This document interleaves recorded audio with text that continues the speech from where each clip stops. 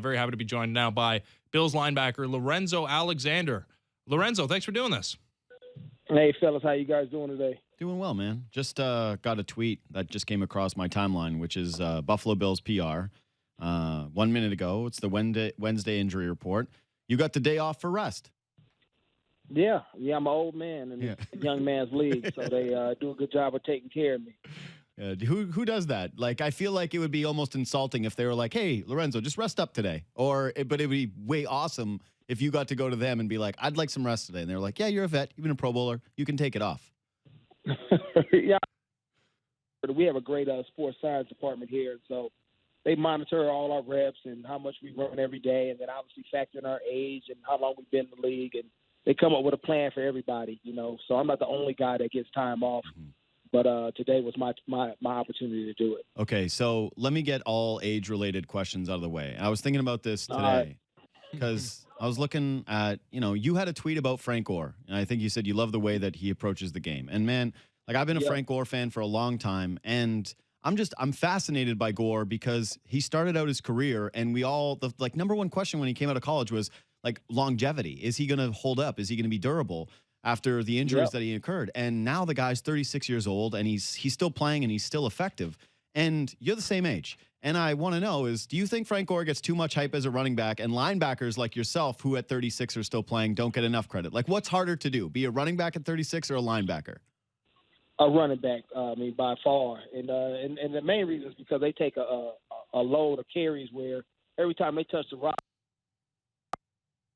that's not necessarily the case for me. I don't necessarily hit somebody every single play, but I know if you carry the ball, especially what Frank was doing, and he was a premier back, he was carrying the ball 20, maybe 30 times a game. Mm-hmm. That's a total on you over a 16-game schedule.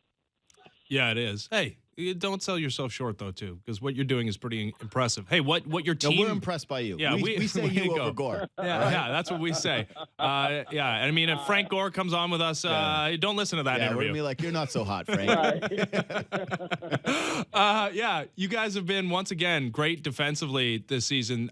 Big part of your 2-0 start. You guys were great last year. I mean, do you guys feel better defensively this year? Yeah, we're working, I think on the same pace that we want to be in. I mean, I think the biggest thing this year is that we're more resilient. We're more calm on the sidelines. I think a lot of that has to do with Tremaine Edmonds being in his second year and as the leader of our defense and really getting guys in place and making the calls because he has a better understanding of what's going around him, has a whole year of experience under his belt. I think guys just have a natural as a defense are just more calm when things hit the fan. And like the first week we had 4 turnovers for our offense, guys stayed calm. Last week the Giants came down and pretty much sliced and diced that first drive. Guys stayed calm, and a lot of that's accredited to Tremaine and his calmness on the sideline, getting guys adjusted, and then obviously over the totality of the game we're able to come out there and make adjustments and play fast and physical and finish them off the right way. Yeah, you guys came up with a couple of great defensive performances. For you in week 1 against the Jets, you did have a QB hit against Sam Darnold. It's the only game he's played so far this year. He comes down with mono. At any point, like when you found out he had mono, where you're like, how contagious is that? I came in very close contact with that man. I know. I got it back on him. So it's kind of crazy that he did have mono. So hopefully he got that after the game that night and didn't have it when I was playing against him. Yeah, I think you'd know by now. Yeah, and you probably would have thought about it a little bit more if one of you guys was laying on top of him after a sack and he's just going like, ha, ha. Why does he keep doing that? What's that all about? We're talking to Lorenzo Alexander, Bills linebacker. And, you talk about Tremaine Edwards and taking that step forward, but I'm curious, for a guy like you, how has your role as a leader on that defense evolved over the last few years?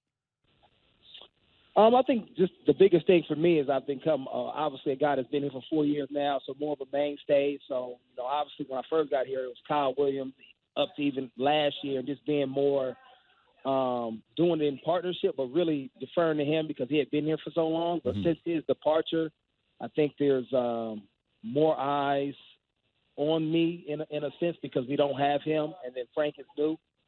And I've just been more of the vocal guy. I've had to speak up more this year in different ways that I normally wouldn't, just because that was kind of Kyle's role. So I've kind of had to kind of grow a little bit this year as far as just how vocal I am in front of the team as totality. I'm more of a one-off guy. Like one-on-one, let me talk to you, when Kyle was more of like in front of the whole team, giving speeches and really getting guys fired up to play or motivating us for that week so that we can go out and play well.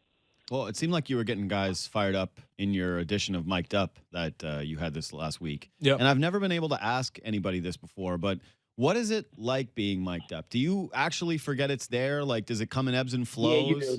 Yeah, you do, eh? So it actually is pretty organic? Yeah, everything is organic. The only time that you're aware of it is like warm-up. They're like sitting right in your face. Yeah.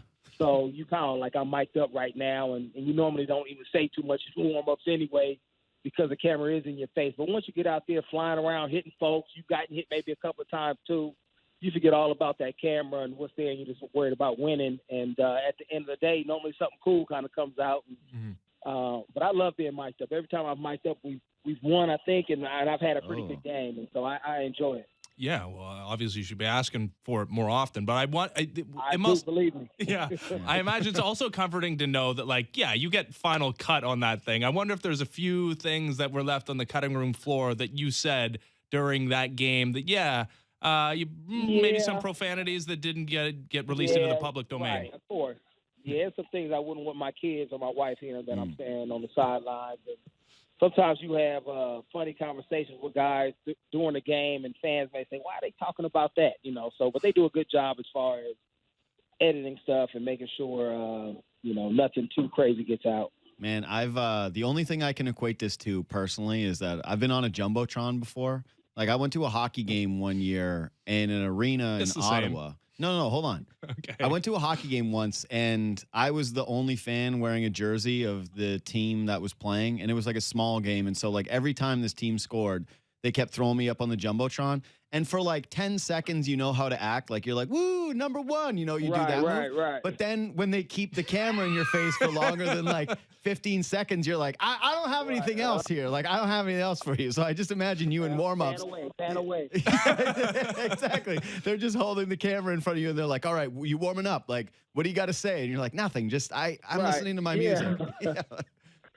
Right, yes. So that's when it's real awkward, where I feel like I got to say something to somebody, so I'll try to conjure up a conversation with, like, Jerry, because he's always good for a good conversation. But, nice. It's weird when they sit there for a long time in your face in warm-ups. Well, yeah, and you got to wonder if the teammates are, like, trying to stay away from you because they do know you're mic'd up and they're a little bit afraid, right? You get some of that? You know what? I don't. I'm one of the guys they don't like, because I don't tell you when I'm mic'd up. So I want everything you say to me to be real. Yeah, that's really smart. Yeah, you're like, will you go out last night? You're like a spy. You're like, why are you walking around? What'd you do? What'd you get up to this last weekend? Right. Yeah. Yeah, I saw your Instagram post. Looked like you were out a little late. Talking to Lorenzo Alexander, Buffalo Bills linebacker. Yeah, the defense has been a constant last couple of years. We've seen seemingly some progression from Josh Allen. I know he had the turnovers week 1, but bounced back from that. No turnovers week 2. What have you seen difference-wise from your quarterback? I think he just has a lot of confidence this year. I mean, that's a huge thing in this league, especially playing the position he plays. Is being able to command the team, having that confidence and swag to go out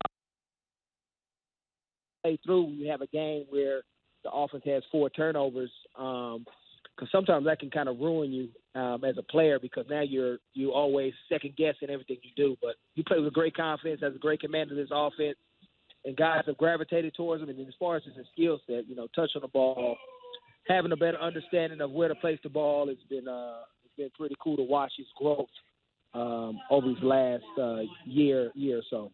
Yeah, he's proven a lot of people wrong so far. 2-0 start. Not too shabby. Hey, you're an Oakland guy, Lorenzo, and you got to play there for a year, and we know this is the last season they're going to play in Oakland before moving to Las Vegas, and we've seen how passionate those fans are still, even though they know they're losing that organization. You feel like what are your feelings about that change in venue and your feelings for the fans there? Obviously, because they're so passionate, it's hard to see. A lot of my family members, are Raider fans, and so I know they hate seeing them go. A lot of them, make arrangements, the ones that can, to drive down to Vegas. I know we used to always get a ton of people coming up from L.A., and so I know they'll travel wherever that team goes, because Vegas is still fairly close. But it's sad to see that the city and obviously the NFL couldn't come to some type of agreement to get something done to keep it there, because I think it is a special place to play. And has really become a kind of like a foundational piece for the NFL, the Oakland Raiders, and what it's meant historically to the league.